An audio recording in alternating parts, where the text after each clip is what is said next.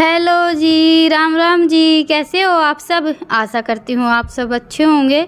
तो जी आप सबका स्वागत है एक और नए व्लॉग में। और आज है 10 जुलाई वार बुधवार। और आज देखिए हमारी सुबह की शुरुआत कुछ ऐसी हुई है। हम यहाँ पर इस घर में आए थे तब हमने ये एक नीम का पौधा लगाया था। वैसे तो ये 2 बार भैंसों ने तोड़ दिया था, लेकिन उसके बाद भी इसकी काफ़ी अच्छी ग्रोथ चल रही थी। और एक डाल इसका थोड़ा सा ज़्यादा बड़ा हो गया था, लेकिन हमने काटा नहीं, सोचा कि काफ़ी अच्छा पेड़ है, छंगाई नहीं करते हैं। नहीं तो ज़्यादातर बारिश के मौसम में ये है कि पेड़ों की छंगाई हो ही जाती है। पर बारिश के बाद वज़न थोड़ा सा ज़्यादा बढ़ गया था, इस वजह से या पता नहीं एक डाला इसका बिल्कुल टूट गया था। और थोड़ा सा ये बीच में से भी ऐसे टूट गया था, तो वहाँ पर तो हमने गोबर लगा दिया। और बाकी आज इसको थोड़ी सी सपोर्ट दे देते हैं ताकि ये अभी और ना टूटे। और गोबर लगाने से देखिए पेड़ जल्दी ही फूट जाता है, और कहीं से ऐसे टूट जाता है तो वहीं का वहीं जुड़ भी जाता है। ये एक बड़ा ही अच्छा तरीका है। वैसे भी पेड़ को बनाने में भी गोबर बहुत ज़्यादा अच्छा रहता है। और इसमें ऐसा भी नहीं है कि हमें कुरड़ी की खाद लेकर आनी रहती है। जो ताज़ा गोबर रहता है ना, डेली हम जैसे गोश्ते वगैरह थापते हैं वही थोड़ा सा लगा कर छोड़ देते हैं। तो जी बस अभी ये लग गए हैं अपने काम पर। और मैं सुबह से झाड़ू में लगी हुई थी। सुबह उठते ही अपना तो देखिए वही काम है, गोबर का और झाड़ू लगाने का। तो अभी फ़िलहाल तो बस झाड़ू का काम ही नहीं हुआ है। सुबह उठते एक बार तो देखा कि पेड़ टूट गया है, तो बड़ा ही दुख हुआ कि इतनी मुश्किल से तो ये पेड़ थोड़ा सा तैयार हुआ था और आज ये टूट भी गया है। चलो इतना ज़्यादा नहीं टूटा, अभी फिर से बढ़ जाएगा।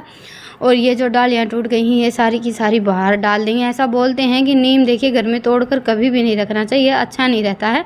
तो बच्चों को बोल दिया था मैंने, ये सारा नीम उठाकर बाहर डाल देंगे और तब तक मैं अपना काम निपटा लेती हूँ। और ईशांत को करनी थी दातुन, तो मैंने इसको एक दातुन तोड़ कर दे दी है। नीम की दातुन थोड़ी सी कड़वी ज़्यादा रहती है, अच्छी तो रहती है लेकिन कड़वी ज़्यादा रहती है। और अभी देखिए इसका रिएक्शन। इसको मैंने बोल दिया था कि एक बार दांतों के नीचे दबाना है, उसके बाद फिर ऐसे दांत साफ करना है। हर चीज़ के बारे में जानना, उसको जैसे करके देखना, वो सब तो इसे बहुत ज़्यादा पसंद है। वो चाहे कोई भी काम हो, अगर थोड़ा सा ये बोल देते ना कि ये चीज़ ऐसी है, तो वो इसको करके देखनी ही रहती है। तो जी बस अभी मैं लग गई थी झाड़ू वगैरह लगाने के बाद फिर कपड़े धुलने में।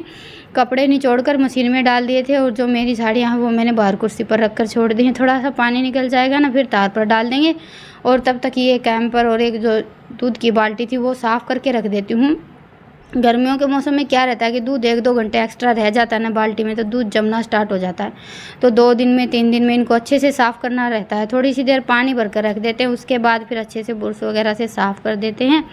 गर्मियाँ चली गई हैं तो अभी कैंपर की तो कोई ज़रूरत है नहीं, तो उसको साफ़ करके उठा कर रख देंगे।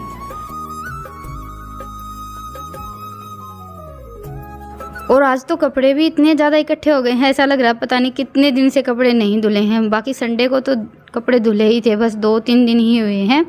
आज डैनी को थोड़ा सा जल्दी खोल दिया है। आप सब बोल देते हैं हमेशा कि आप डैनी को बांध कर रखते हैं, खोलते नहीं हैं। और देखिए सुबह शाम बांधते हैं जिस टाइम पर काम करना रहता है, बाकी टाइम तो ये खुला ही रहता है, दोपहर को भी और रात को भी।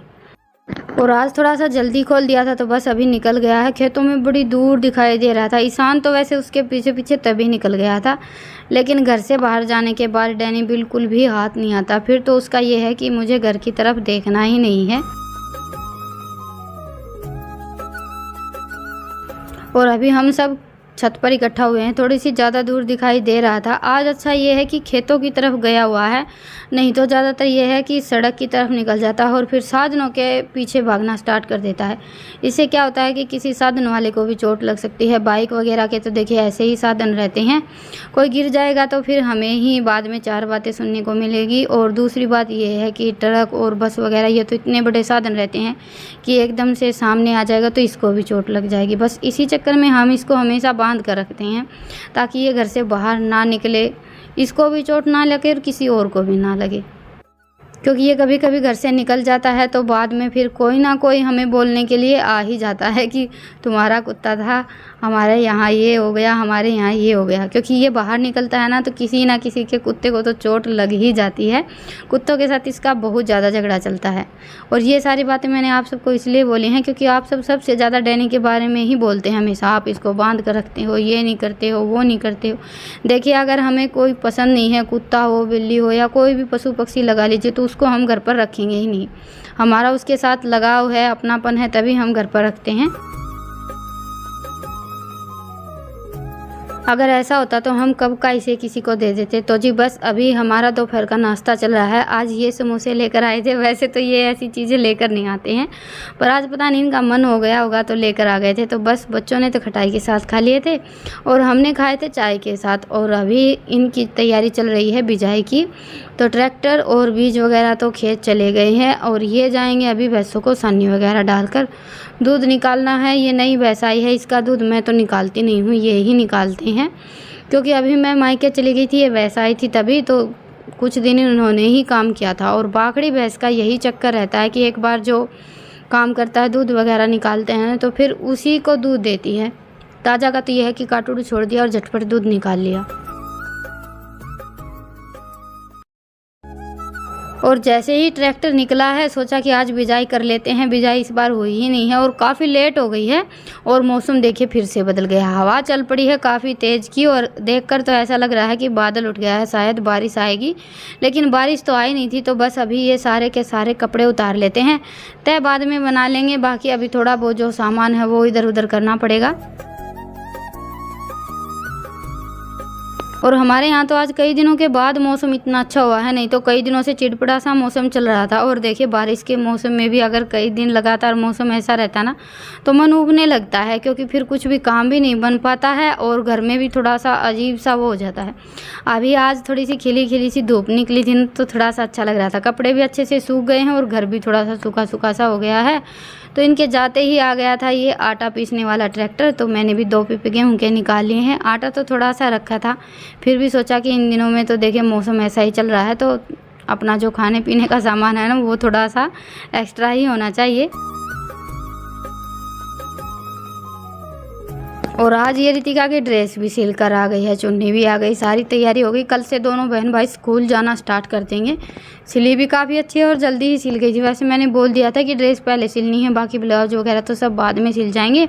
और अभी हमारा नंबर आ गया था आटा पिसवाने का। इसको मैंने मना किया था कट्टा उठाने के लिए, लेकिन फिर भी ये मानता नहीं है।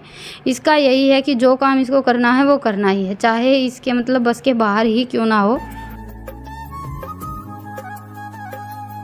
और आज खाने में मैं बना रही हूँ दाल और चावल। तो हारा लगाकर हारे में मैंने ये अपनी मिट्टी की हांडी रख दी थी, पानी अच्छे से गर्म हो गया था। उसके बाद फिर ये दाल, नमक, हल्दी और तेल डाल दिया। प्याज टमाटर वगैरह डालकर तड़का हम बाद में लगाएंगे। आज मेरे पास टाइम नहीं था प्याज टमाटर वगैरह कट करने का, तो मैंने अपनी जो सिंपल रहती है वही दाल रख दी है। बनने में टाइम थोड़ा सा ज़्यादा लगेगा, 2-2.5 घंटे लगेंगे। तब तक हम अपना जो बाकी का काम है वो निपटा लेंगे।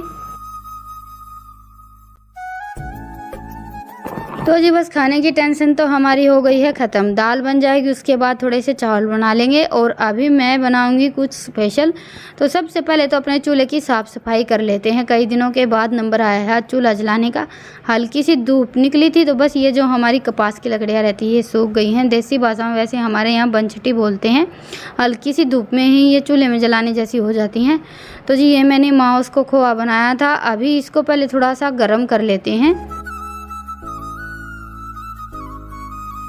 इतना ज़्यादा तो खोआ है नहीं, ये 1-1.25 किलो के आसपास खोआ होगा हमारा। वैसे घर का है ना तब थोड़ा सा कम लग रहा है। बाज़ार से हम ऐसी चीज़ें खरीदते हैं तो 1-1.5 किलो पर ही रुक जाते हैं, लेकिन घर पर हम कोई भी चीज़ बनाते हैं तो सोचते हैं थोड़ी सी ज़्यादा ही होनी चाहिए। तो बस अभी धीमी धीमी आंच पर मैंने खोआ अच्छे से गर्म कर लिया है। जैसे ही हमारी कढ़ाई गर्म होती है खोआ पिघलना स्टार्ट कर देता है।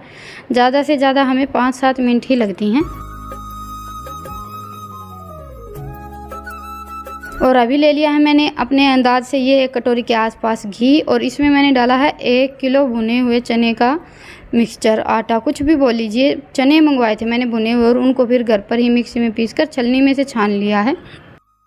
और गर्मियों में तो देखिए हर चीज़ में लगभग जैसे सत्तू हो गया या फिर कोई भी मिठाई हो गई, ये भुने हुए चने ही चलते हैं। बेसन तो बिल्कुल भी ना डालें, क्योंकि बेसन की तासीर तो बहुत ही ज़्यादा गर्म रहती है, इनकी तासीर ठंडी रहती है।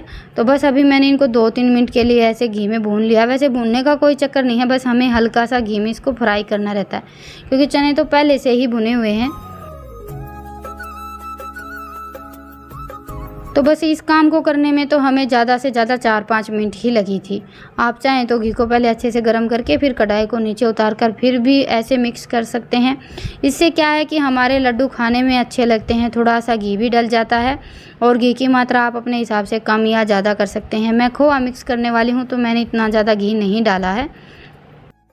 नहीं तो ज़्यादातर जैसे चने में घी मिक्स करके और मीठा वगैरह मिक्स करके भी लड्डू बनाए जाते हैं, लेकिन ये लड्डू खाने में अच्छे लगते हैं क्योंकि इनमें खोआ भी मिक्स हो जाता है ना। और खोआ तो देखिए अपने आप में ही बहुत ज़्यादा अच्छा लगता है खाने में। और मीठे में मैंने डाली है देसी खांड। ये आप जैसे जहाँ भी खाने पीने की चीज़ें खरीदते हैं ना किसी भी दुकान से, उसी पर पूछ लीजिएगा, बड़ी ही आसानी से मिल जाती है।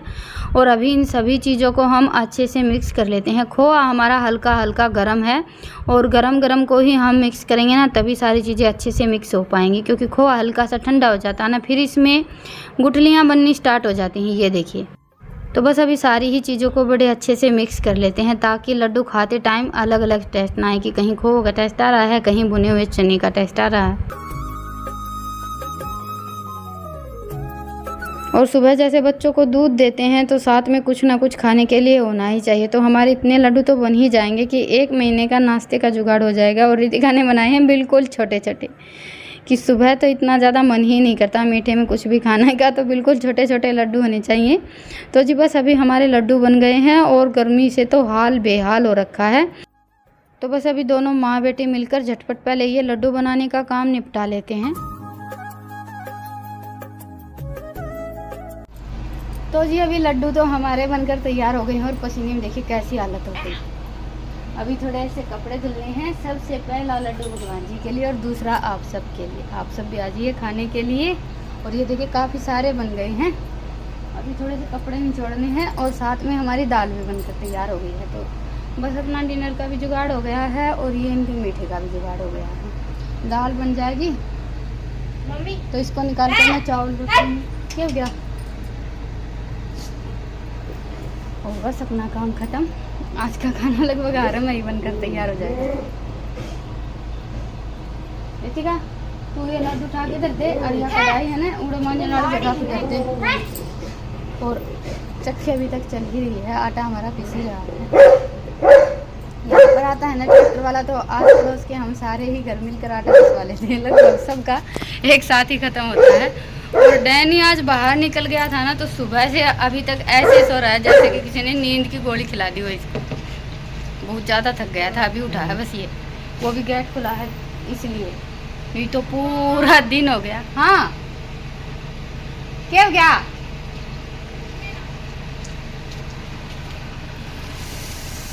तो जी चलिए अभी फिर से लग जाते हैं अपने काम पर। पहले ड्रेस ना काट के तार पे घेर दे। हाँ मशीन में सूख जाएगी, सारे लगता है गली सूख जाएगी। फिर तो ला मैं निचोड़े दूंगी। दौलत तो इतने ढंग से तो सूख भी कौन, तो सारे ढंग से तो सूख जाए। तो जी रितिका की ड्रेस सिल कर आई थी, वो भी पानी में से निकाल कर सुखानी थी। और ये काम भी हमारा रह ही गया। माँ बेटी दोनों इसमें उलझ गई थी। दौलत तो इतनी अच्छी तरह तो सूखो करी बेटा, सारे सही सूख जाएंगे। मैं 5 मिनट में नहीं छोड़ दूंगी। बाल्टी लगा तो छुट्टी चलमाओ नहीं चाहिए। हाँ तो एक बार और नहीं छोड़ा नहीं। अच्छा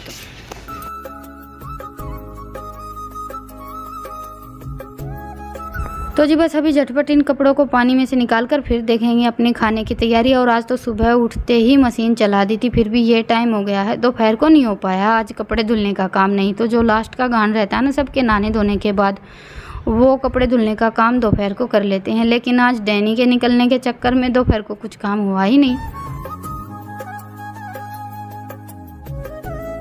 और आज तो देखिए सुबह से शाम हो गई है काम करते करते। और कभी कभी ऐसा ही होता है, हमें तो देखिए अपने घर के काम मैनेज करके रखना ही पड़ते हैं, चाहे कम हो या ज़्यादा हो। किसी दिन ज़्यादा रहता है तो थोड़ा सा ज़्यादा भागम भाग में निपटा लेते हैं, कम रहता है तो आराम से कर लेते हैं। ये सब तो हमारी लाइफ में डेली चलता ही रहता है, क्योंकि घरों के काम कभी ख़त्म तो होते नहीं हैं। आज का हमारा डिनर भी बनकर तैयार हो गया है। अपने वही सिंपल दाल और चावल हैं, और दोनों चीज़ें ही मैंने हारे में ही बनाकर तैयार कर ली थी। अपने घर के काम के साथ साथ खाना भी बन गया। और अभी ये खेत से भी आ गए थे बिजाई करवा कर। चलो अच्छा है कि बारिश नहीं हुई, बारिश होती तो देखिए बिजाई भी नहीं हो पाती और थोड़ी बहुत जिनने बिजाई कर दी है उनको बहुत ज़्यादा नुकसान भी हो जाता। तो फिलहाल तो भगवान 5 दिन 7 दिन बारिश ना करें तो बहुत ज़्यादा अच्छा है। एक बार फसल उग जाए उसके बाद फिर बारिश हो भी जाए फिर तो बारिश की ज़रूरत रहेगी, बस ये है कि बस उगने तक ना हो। तो जी अभी लेते हैं आप सबसे विदा और फिर मिलेंगे एक प्यारे से व्लॉग के साथ। आज थाली मैंने लगाई नहीं थी क्योंकि कुछ स्पेशल तो बनाया नहीं, गांव का अपना वही सादा सिंपल डिनर था। आप सबको आज का व्लॉग कैसा लगा मुझे कमेंट सेक्शन में ज़रूर बताइएगा और पसंद आए तो व्लॉग को लाइक कीजिएगा, चैनल पर नए हैं तो चैनल को सब्सक्राइब कीजिएगा।